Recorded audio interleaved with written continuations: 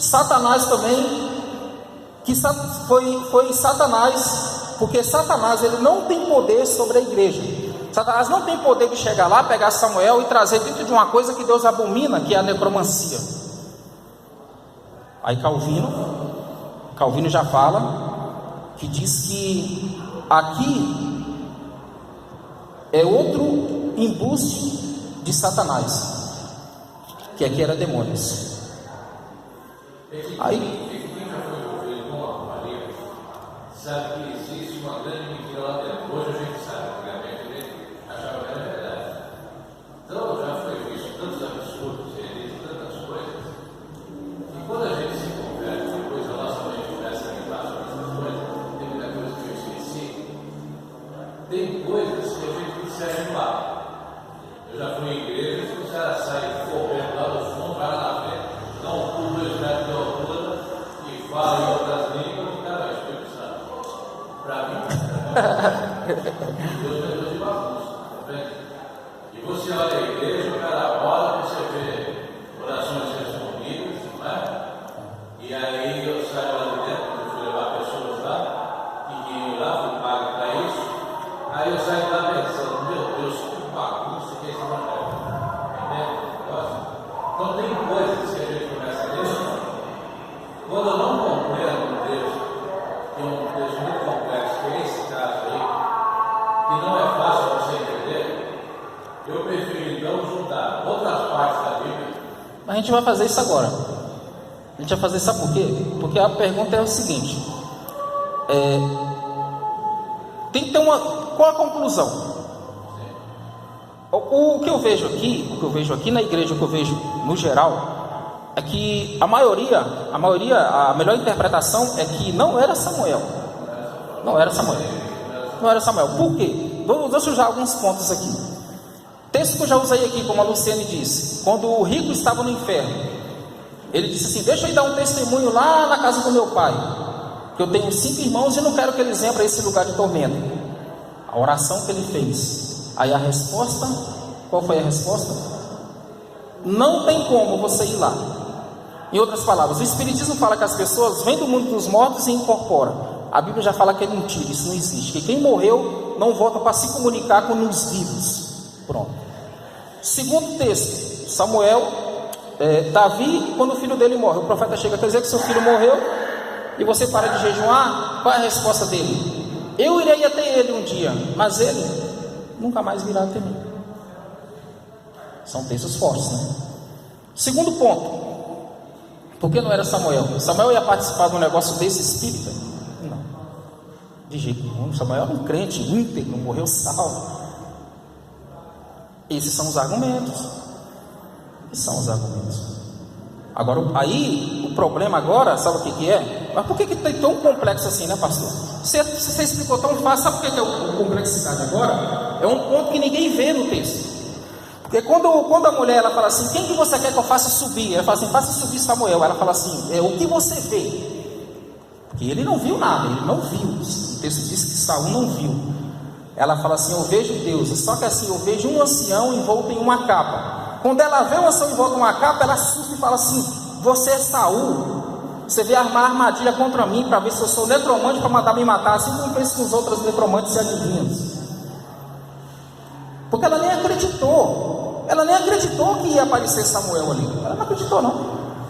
Só que quando ela vê, ela assusta, ela fica espantada. Aí Saul vai e jura que não vai acontecer nada com ela. Calma, não vai acontecer nada com você, eu te garanto, eu dou minha palavra. É só ler o texto.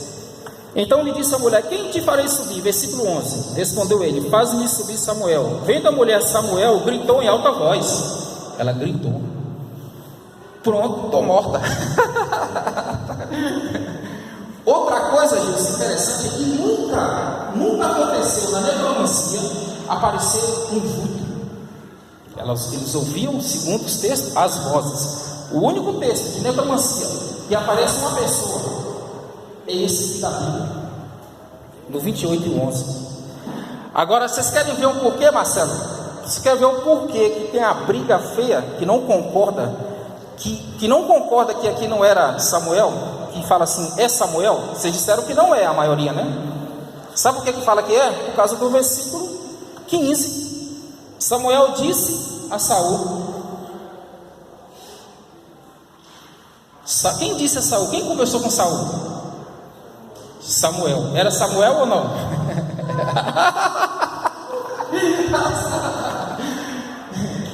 Entendeu? Agora, não, é aqui que está a questão. Porque, sabe por quê? Porque uma coisa é você dizer não era, baseado em pontos bíblicos. Agora, quando você chega aqui, aqui agora, o testemunho agora, aqui já não é o testemunho teológico. Aqui é mais pesado, Beto, porque aqui já é o testemunho, sabe de quem? Do autor do livro. Quem descreve e narra a cena, chega e diz assim, ó, Samuel, até no original, letra maiúscula, disse a Saul. Aí quando você chega no versículo 16, então disse Samuel, aí entrega uma profecia, a profecia se cumpre. O problema é esse. O problema é como é que resolve um negócio desse? Como que resolve um negócio desse? O escritor fala que é Samuel.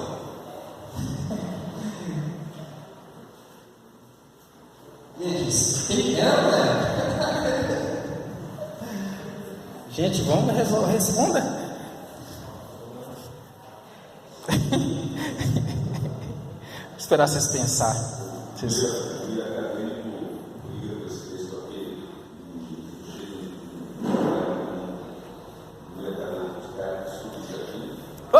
Só para você ter uma ideia, vou fazer uma colocação assim.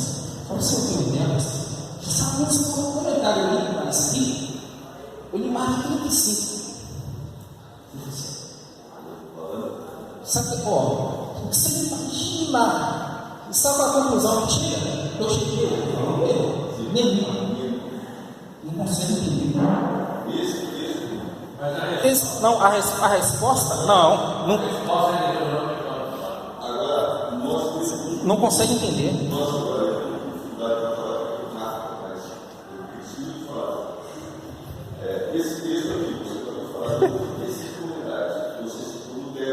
Tudo que você imagina, pensa nos caras,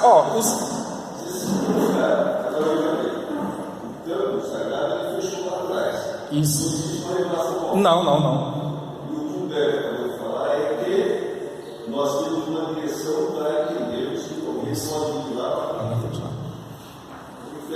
Porque sabe por quê, pastor? Agora deixa eu explicar, Luciana, a argumentação, por que eles falam que aqui é Samuel? O problema é, primeiro, é o autor.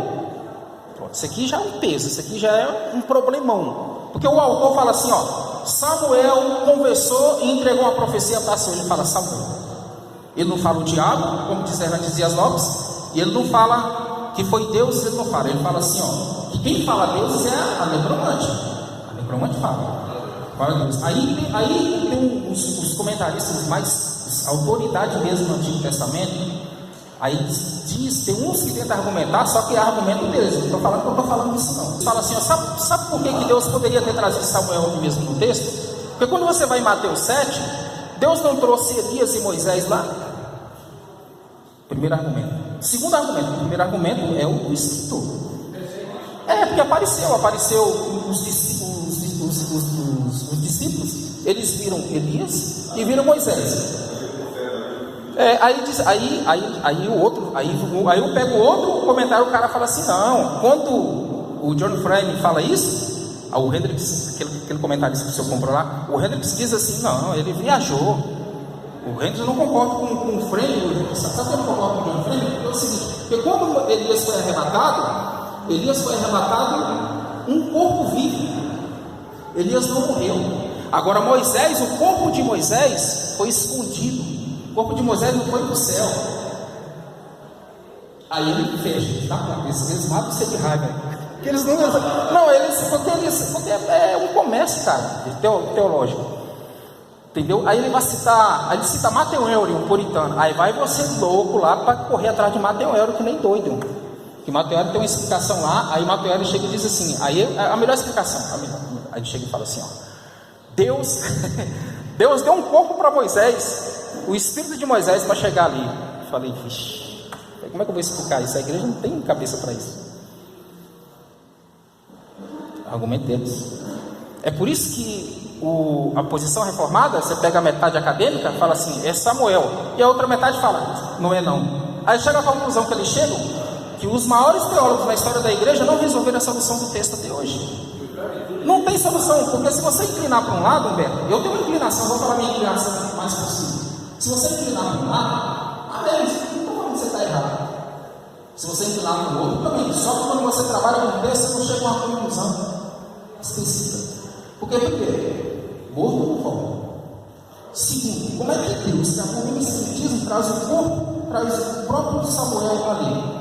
Depois, Samuel fala que ele diz que era Samuel. Aí você vai complicando, vai enrolando a cabeça. Depois que não era Espiritismo, não era que o Espírito incorporou na mulher. Depois Samuel não viu.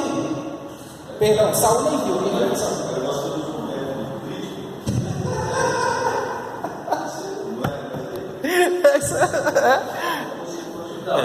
E aí diz aqui embaixo, você tem que isso aqui.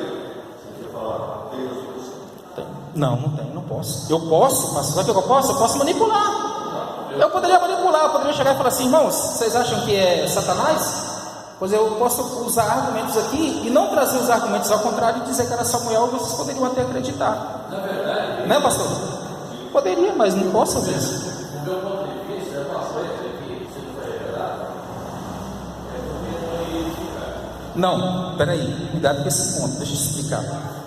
Deixa eu explicar uma coisa aqui. Presta atenção, Beto, vou explicar uma coisa aqui. O princípio de interpretação da linha nossa é assim: tem dois lados. Um lado é você extrair o que o escritor colocou. Quem é o autor de Samuel? Antes de Samuel morrer, Samuel escreveu. Ele morre, a tradição judaica acredita que foi Natão, o profeta, e Gade que concluiu o restante do livro e o 2 Samuel. Depois do cativeiro, Esdras copiou o resto. Recopiou. Agora o problema é que assim, uma coisa é você colocar o sentido aqui dentro, além do sentido do autor. Entendeu? Agora, sabe por que a questão da identificação é assim? Nós temos a revelação de Deus. Quando o Deuteronômio 29:29, Roberto, fala que não foi revelado, aqui não foi revelado aqui. Sabe por que nós não entendemos isso aqui por completo? Por causa da queda de Adão.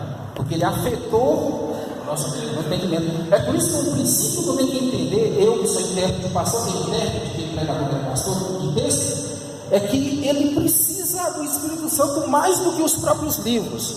Porque se a mente obscurecida pelo pecado, o Espírito Santo não iluminar, você não vai entender. Vai ficar maçante, você não lê mais nada, passa dias, não pega nem livro, não tem hábito. Porque, sabe por quê? Porque o pecado ele escurece, isso aqui é claro. Mas o pecado que afetou nossa mente, a inteligência, nós não temos a inteligência, temos a estrutura todinha de Adão, mas caída. Por isso que os caras, o pastor sabe, ele fez faculdade, ele tem de hermenêutica, ele sabe que não existe hermenêutica sem oração, os dois é caminhado, porque você depende. Porque num negócio desse aqui, sabe quando você desiste? Você só desiste quando você pega os maiores luminares da história, os maiores intérpretes, e eles não conseguiram, aí você pede misericórdia a Deus, e que Deus um dia possa revelar. Mas aqui já está, porque ele não dá Deus não revelou uma coisa para mim, eu não fosse entender. E você quer que revele isso? Não, você não entendeu. Aquele que tem que revelar que eu falo é o Espírito Santo dar ferramentas para o expositor chegar a uma conclusão. Um dia eu chego ali, falo assim, pastor Jorge, traz um comentário para mim, que sai um comentário novo de 1 Samuel. Pode ser até aquele que tem lá, sai um comentário novo de um doutor novo. Aí, de vários anos de pesquisa, eles acharam documentos perdidos na arqueologia, acharam fontes que ainda estavam na crítica textual em desenvolvimento. Aí eles conseguem decifrar isso aqui. Aí você vai no comentário lá, o cara explica, a editora nossa abraça, coloca lá e vende, a gente tem uma explicação mundial. E tem muita coisa que a gente não entendia, vamos entender agora. Depois das cavernas de Pirâmide, descobrimento do Mar Morto, entendeu? Agora, não quer dizer que o texto não é claro. Ele é claro, o problema é que a gente olha aqui, mas o pecado aqui e aqui não deixa. Essa é a realidade. A realidade é essa. Né, pastor? É a realidade. Esse texto, nós ficamos toda a nossa classe, eu trabalhando 12 meses lá. imagino, deve ter um negócio que é bem óbvio. Chegamos sim, nós chegamos em culturas. Mas é um texto e é corajoso para nós ouvir você falar a respeito disso. Nós temos que ter consciência e nós temos que ter capacidade de buscar respostas. Buscar, sim, foi o que eu fiz. A minha área é essa, é buscar. Você vai ver, tem coisa aqui do texto da necromancia que eu não sabia nunca. Você vai pesquisando, aí você vai vendo coisa, entendeu? É o que o pastor falou. Agora, eu vou dizer para vocês a posição nossa, pastor. A posição nossa, vocês podem optar pela outra, viu, Luciano? De dizer que não era. A minha posição maior é que era Samuel e que a soberania de Deus o trouxe. É minha posição. Você pode, se você ficar com a outra posição, viu, pastor? Dizer se não era Samuel, ou Satanás que colocou, eu não posso também dizer que você está errado. Mas por que eu fico com a posição que era Samuel? Por causa do peso do autor. Porque que ele colocou aqui, Samuel falou. Eu preferi. Mas assim, é minha posição, e a metade da linha reformada está desse lado, viu, Marcelo? Está desse lado, dizendo é Samuel, e a outra fala não é. Agora é que você pode inclinar para um lado ou para o outro, porque o peso do autor é muito forte, pastor. Eu preferi o outro lado exatamente para falar a pesquisa também.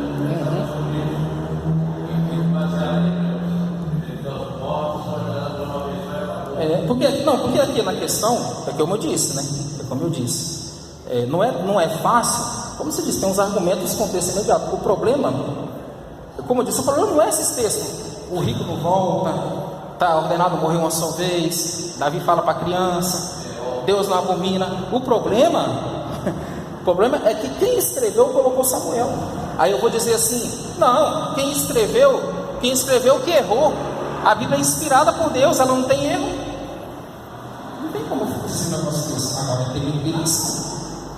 Por quê? Agora, o que eu disse? Se for demônio, for Satanás que colocou, sim. Vão ter resposta. Agora, por que? Aí você fala assim, por que eu trouxe esse texto? Porque me cobraram esse texto, não foi? Falei, vamos trabalhar no texto. A gente trabalha um pouco na lição, depois trabalho e sai no texto. Mas o que eu entendo do texto é isso. Agora, não existe outro, viu, pastor? Não existe duas posições mais fortes do que essas. Qualquer outra coisa que é acrescentada é fraco. Ou Satanás colocou, ou era Samuel. Eu sou inclinado que era Samuel por causa do autor. Pode falar, pastor. Minha inclinação é pessoal. A igreja não pode caminhar através das experiências que nós tenhamos. Não pode. Eu não trabalho assim aqui, nem tem como. Da minha experiência, da experiência do João Calvino. Não. Não pode. Seja lá os outros. Por isso que eu cito logo todos, nem falo um só. Né? É o texto, pastor, é o texto. Porque você está muito colocado para nós temos dois renovados presbiterianos. Isso. Os dois referenciais, né? Mesmo assunto, eles não. Não, se botar os dois, o pau quebra. Mas aí eu lembro, e você fez uma colocação comigo, você opta pela figura de Samuel mesmo. Isso. O irmão dentro da leitura que ele tem, volta para não ser. Não sei. Porque eu não tenho, né, Marcelo? Não tenho. Mas essa minha visão, 29. Não, eu só tenho para falar de Deus, entendeu? Então, é aquilo que eu disse. O texto, ele tem uma edificação, ele tem um ensinamento, ele não foi escrito em vão. Mas nós não entendemos.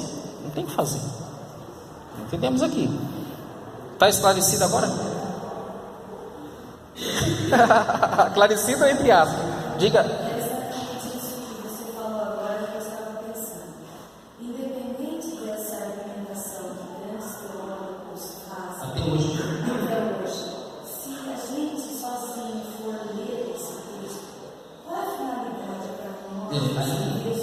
Você que estava falando aqui, deixa eu falar um negócio aqui, aproveitar, tem 4 minutos. ela está falando que independente da interpretação teológica da história da igreja, e tem os dias de hoje dos maiores, dos teólogos, é assim, ó, é que o texto, quando você lê o texto aqui, quando eu leio o texto a primeira, toda vez que eu vou usar um texto, primeiro eu leio o texto inteiro, depois eu tenho que ter o texto na mente. O que aconteceu, aquela cena, tal, pronto. Primeira coisa, o que diz o texto. Depois que eu vou entrar agora, o que quer dizer o texto. Mas só que quando eu abro a Bíblia de manhã, aí você, irmã, que ela está falando, pastor, assim, eu pego aqui, ela sozinha, sem teologia, sem nada, ela lê aqui, o texto inteiro, ela parou aqui e mexeu com você. Deus fala no seu coração. Se o irmão Jesse lê o mesmo texto, Deus fala no coração dele de forma diferente. O pastor, cada um aqui, chama-se devocional. Isso é devocional. Isso aí não é para você pregar à noite, que Deus falou para você, é para você. O que falou com o Jesse, se cada um lê o texto, cada um, Deus vai falar de uma forma diferente. Isso é devocional, isso não é para pregar. Pregar é dizer o que o texto diz. Não fazer uma doutrina no que Deus falou para mim pessoalmente. Você entendeu? Por isso, Humberto, que ele é edificante, queira ou não. Ele edifica, ele tem um propósito. Cada dia, se você ler ele hoje, ler ele daqui uma semana, Deus vai falar de forma diferente, conforme a situação que você está vivendo, conforme os seus problemas. Agora, quando você vai expor ele, eu não posso chegar aqui e falar o que Deus falou para mim no primeiro dia que eu li. Nossa, Deus falou comigo aqui, né? Deus falou que eu estou assistindo um filme assim, ou um negócio assim, que pode ser espírita, que Deus condena, que Deus... Ele falou para mim. Agora, só que eu tenho que entender agora, para mim pregar ou para ensinar, o que o autor fala do texto. Que o que ele fala do texto é para todo mundo, é universal. Agora, o que ele fala para mim é devocional. Para mim pregar e para ensinar é o que ele fala para universal. O que está no texto é para essa geração, para todas as igrejas e todas as épocas até a volta de Cristo. Por isso que essa confusão, essa bagunça, o cara vai pregar, um prega uma coisa, prega outra, fala uma coisa, ninguém entende nada, por causa desse problema. Devocional é uma coisa, irmã, isso que você disse é correto. É correto, isso aí é um princípio. Devocional, eu leio a Bíblia pode, eu posso ler no livro lá do inferno, e Deus pode falar coisas do céu dentro do inferno, está falando para mim, não é para me pregar que lá no inferno tem céu. Isso, mas é porque isso mesmo, lógico que é. Não, isso mesmo.